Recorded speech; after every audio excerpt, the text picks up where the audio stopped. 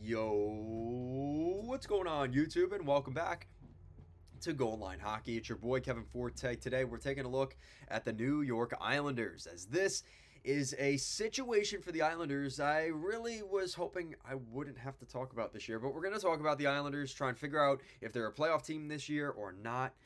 So let me know what you guys think down below after watching this video. What do you guys think of my hometown Islanders? So the Islanders are an interesting situation as, you know, for the most part, this team stays practically the same year after year, and the expectation is that they kind of overachieve. A team that normally shouldn't make the playoffs does, and maybe even wins a round, or even in the 2020 and 2021, going to the conference finals, putting Tampa up against the wall. But I think there's just a lot of looking back on that and not so much trying to move forward. Now, we did see some progression in the right direction, but is it enough? And we're going to discuss that. So the top line is going to look a little different next year. So you've got Horvat and Barzal. That's staying the same.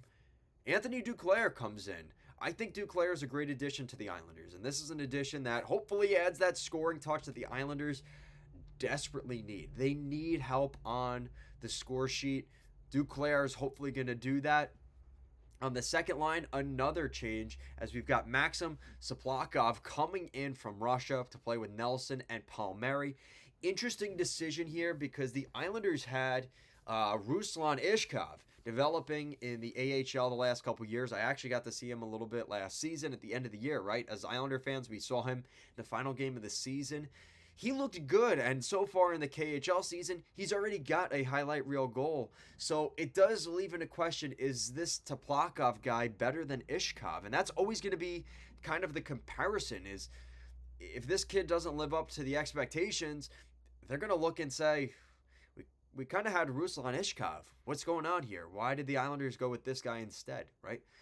The third line, you got Lee, Pajot, and Engvall. That's pretty solid. Fourth line, McLean, Cizikas, and Holmstrom.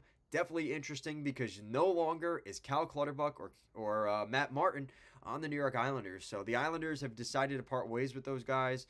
I don't know if they're going to sign on a PTO, maybe with Toronto, maybe with the Islanders. I don't really know. But the Islanders are going to look different on that fourth line. But I think Holmstrom, considering he was a first-round pick, you're hoping to see him move up further in the lineup than the fourth line, and maybe Engvall or Lee ends up going down there. Again, do you really want to pay $7 million Lee to sit on the fourth line? I'd probably not, but we'll see. Defense, practically the same. Romanov, Dobson, Pelech, Pulak, Riley, and Mayfield. So the Islanders not making too many changes on the blue line. Same thing in between the pipes. It's Varlamov and Sorokin. There's been a lot of discussion about maybe some distractions going on off the ice for Sorokin. Hopefully that isn't an issue for this season. You know, normally Lou doesn't let stuff get out like that, but we're going to have to find out and just see how much of a situation this could potentially be here. So I hope the best here for Sorokin and everything goes okay. For the defense, I would have liked to see the Islanders add another defenseman a little bit better. I mean, Mike Riley should be okay, but, you know, with Scott Mayfield's injury history, I'm a little worried about him on that third pair. And now they've lost some depth. So the other, Sebastian Aho, went off to Pittsburgh this offseason, so Aho's no longer on this team. Excuse me. You know, I'm kind of torn with the Islanders because I'd love to sit here and say the Islanders get to the playoffs and things go well. But it's not so much about what the Islanders did or didn't do. It's about everybody else in, you know, and specifically in their division. The Devils, I think the Devils are probably going to win the division. So if the Devils are in that conversation, well, that's a team that made the playoffs this year that didn't when the Islanders did last year. So that's one. You know, are we going to see the emergence of one of the Atlantic teams like Buffalo or Ottawa or Detroit? Or maybe, as crazy as it sounds, maybe it ends up being a team like Montreal or even in the rest of the Metro, right? Like, does a team surprise us like Pittsburgh or Philly or Washington? Maybe sneak in ahead of the Islanders, and now you're talking about two teams in your division, maybe one or two teams in the Atlantic. Are the Islanders ahead of those teams? And I think the key thing for the Islanders is goaltending, because if Sorokin and Varlamov, as bad as Sorokin maybe looked in the playoffs last year, he had a good season. His numbers weren't horrible. Now, they were bad for his standard and what he's getting paid this year, but his numbers were not that bad. So as long as he rebounds a little bit from last year, he's going to have a good year.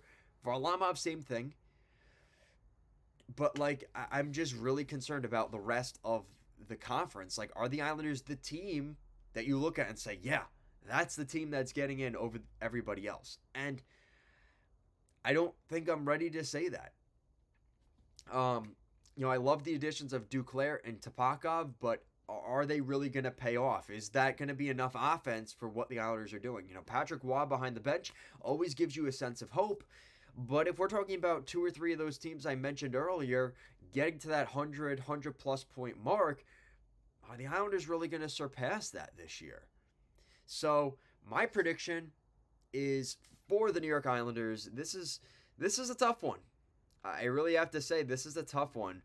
But I have the Islanders barely by the skin of their teeth making the playoffs with 99 points, getting that final wild card spot. Just to put into perspective, with 98 and 96 points, I have Detroit and Ottawa with 98, Buffalo with 96. That is how small the margins are. Like, it could be a 3-game losing streak that sends the Islanders between making the playoffs and not making the playoffs. So you have to win those games in the conference. The Metro Division games are 4-point games.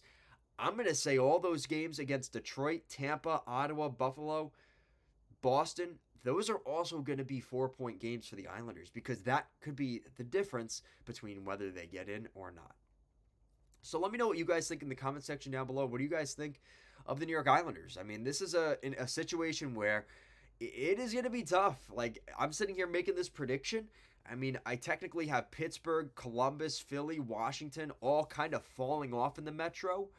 And the Islanders are kind of the border between the good and the bad in that conference. But for the Atlantic, I mean, it is jump ball whether the Islanders will be better than those other teams. And really the only difference between teams like the Islanders and Ottawa, Detroit, Buffalo, and in Montreal is the goaltending. I think the Islanders have better goaltending than those teams. And that's really the only reason I put them ahead of them. And yeah, you could say I'm biased because I'm an Islander fan. Hell, I mean, look at the channel. We have a bunch of orange and blue attire. I mean, it's orange and blue, right? Because the Islanders. But with that said, I truly believe that goaltending is the difference for the Islanders. So we'll see if it pays off. I want to know what you guys think in the comment section down below. What do you think of the Islanders? Are they a playoff team in 2025? Let me know. Guys, thank you so much for watching. I'll see you in the next one.